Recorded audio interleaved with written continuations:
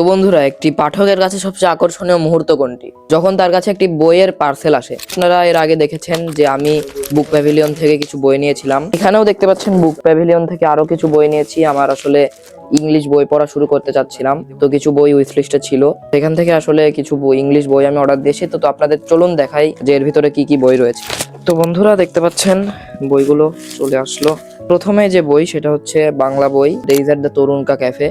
তো এর আগের ভিডিওতেও কিন্তু আপনারা দেখেছিলেন এই বইটি। এটা আবার কেন? কারণ এর বইটাতে পৃষ্ঠার কিছু সমস্যা ছিল, মধ্যে থেকে কিছু পৃষ্ঠা মিসিং পড়েছিল।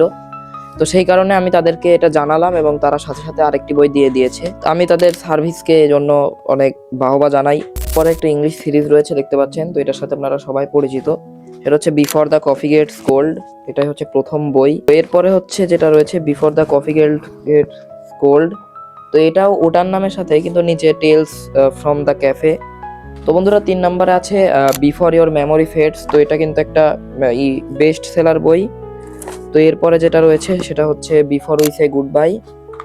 এবং এগুলো সবগুলোই কিন্তু বেস্ট সেলার। তো এরপরে হচ্ছে বিফোর উই ফরগেট কাইন্ডনেস। এই 5টা বই মূলত রয়েছে এখানে।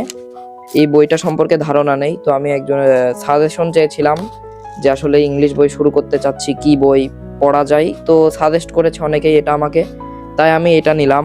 বইটির লেখকের নামটা খুবই কঠিন, তোশিগাচু কাওয়াগুচি। তো বন্ধুরা, ভুল হলে আপনারা অবশ্যই কমেন্টে জানাবেন। প্রচ্ছদগুলো খুবই সুন্দর, দেখতে পাচ্ছেন। আমার এই হলুদটা সবচেয়ে ভালো লাগছে। তো প্রত্যেকটাতেই কিন্তু একটা বিড়াল রয়েছে, দেখতে পাচ্ছেন। সব মিলিয়ে আশা করি বইটি অনেক ভালো লাগবে। ইংলিশগুলো তেমন জটিল না, সেই কারণে ইংলিশ বই প্রথম প্রথম পড়া।